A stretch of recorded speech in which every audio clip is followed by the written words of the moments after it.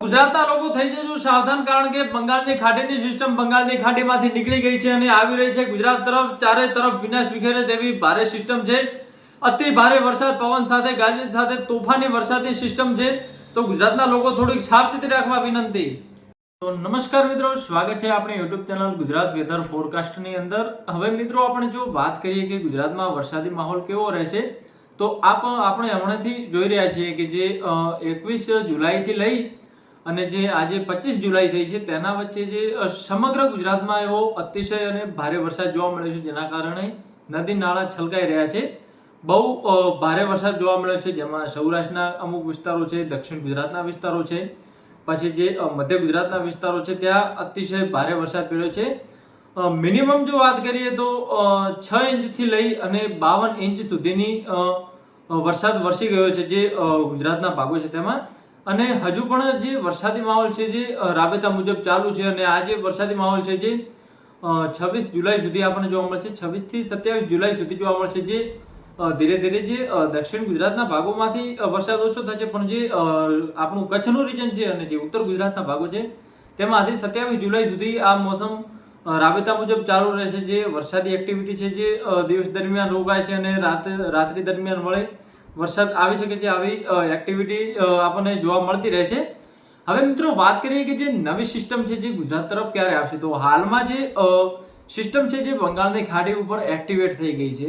જે નવી સિસ્ટમ છે જે બંગાળની ખાડી ઉપર બની રહી છે અને જે અરબ સાગરના જે ભેજવાળા પવનો છે જે લગાતાર જે ગુજરાત તરફ આવી રહ્યા છે, અને આ જે સિસ્ટમ હતી તે ગુજરાતથી લઈ અને રાજસ્થાન ઉપર જે નિષ્ક્રિય થશે, તેના પણ જે ભેજવાળા પવનો છે જે ગુજરાત તરફ આવેલા છે. અને જે બંગાળની ખાડીની નવી સિસ્ટમ જે ગુજરાત તરફ આવી રહી છે તે જે સિસ્ટમ છે જે પણ આવી જ રીતે જ્યાં 21 થી લઈને 25 તારીખમાં જે વરસાદ પડ્યો તેવો જ વરસાદ, ભારે વરસાદ વરસાવી શકે તેવી સિસ્ટમ છે. બહુ સક્રિય સિસ્ટમ છે.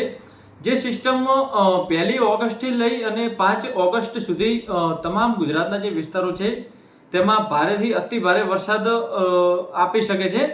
સાથે સાથે અરબ સાગરમાં જે બનશે સિસ્ટમ તે પણ ગુજરાતને ઇફેક્ટ કરશે. અને આ જે બે સિસ્ટમો છે, અરબ સાગરની અને બંગાળની ખાડીની, બંને સિસ્ટમો ગુજરાતને ભારે વરસાદ આપશે. પણ જે આ નવી સિસ્ટમ આવશે, જે આપણે જે કચ્છનું રીજન છે તેમાં થોડોક નોર્મલ વરસાદ રહેશે. બાકી જે સૌરાષ્ટ્રના વિસ્તારો છે, પછી જે મધ્ય ગુજરાત છે, ઉત્તર ગુજરાત છે, દક્ષિણ ગુજરાત છે, પૂર્વી ગુજરાતના ભાગો છે, આમાં સારો એવો આપણને વરસાદ જોવા મળશે અને ભારે વરસાદ જોવા મળશે, જેથી ખેડૂતોને બહુ ફાયદો થાય એવો આ વરસાદ છે.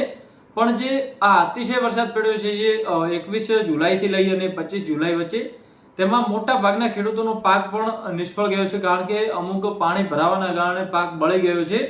જે મગફળીનું વાવેતર કરેલ છે તેમને તો કોઈ એવી આપણે નુકસાની નથી, પણ જે અમુક જુવારનું વાવેતર કરેલ છે, અમુક જે અલગ અલગ ટાઈપના કઠોળનું વાવેતર કરેલ છે તેમને થોડીક મુશ્કેલી રહી શકે છે, કારણ કે પાણી ભરાવાના કારણે જે પાક છે જે બળી જતો હોય છે અને ધોવાણના કારણે પણ પાક ધોવરાઈ જતો હોય છે. તો ખેડૂતોને જે મોટા પાયે આમ તો નુકસાન તો ગણી જ શકાય છે. ઘણું માલસામાનનું પણ નુકસાન થયું છે. પણ અમુક વિસ્તારોમાં જે અતિશય વરસાદ પડ્યો છે, જે 25 ઇંચથી પણ વધારે વરસાદ પડ્યો છે, ત્યાં બહુ જોખમ ભરી પરિસ્થિતિ સર્જાઈ હતી અતિશય વરસાદના કારણે. પણ જે નવી સિસ્ટમ આવે છે, જે બંગાળની ખાડીની નવી સિસ્ટમ સર્જાશે, તે પણ આવી જ રીતે ભારે વરસાદ આપવા માટે સક્રિય છે. તો તેની થોડીક કાળજી રાખવી, કારણ કે હવે જે આ સિસ્ટમ પૂરી થશે, જે 27 જુલાઈ આસપાસ જે નિષ્ક્રિય થશે જે રાજસ્થાન ઉપર, અને ત્યારબાદ 4 દિવસની અંદર વળે જે બીજી સિસ્ટમ છે તેની સક્રિયતા આપણને ગુજરાત તરફ જોવા મળશે. તો થોડીક તકેદારી રાખવી અને જે માલ સામાન છે, જે પશુપાલન છે, તેમને થોડીક વધારે કાળજી રાખવી, કારણ કે ખુલ્લામાં પશુઓ ન બાંધવા, બીમાર પડી શકે છે. કોઈ પવનનું જોર વધતા જો ઝાડવા પણ ઉપર પડી શકે છે. વીજળીના ચમકારા સાથે જે વીજળી પડવાની સંભાવના છે તેના કારણે પણ બહુ હાનિ થતી હોય છે. તો તે ખેડૂત મિત્રોએ થોડીક સાવચેતી રાખવી. આજ માટે બસ આટલું જ. વિડીયો પસંદ આવે તો લાઈક, શેર અને સબસ્ક્રાઇબ કરવાનું ભૂલશો નહીં. ધન્યવાદ.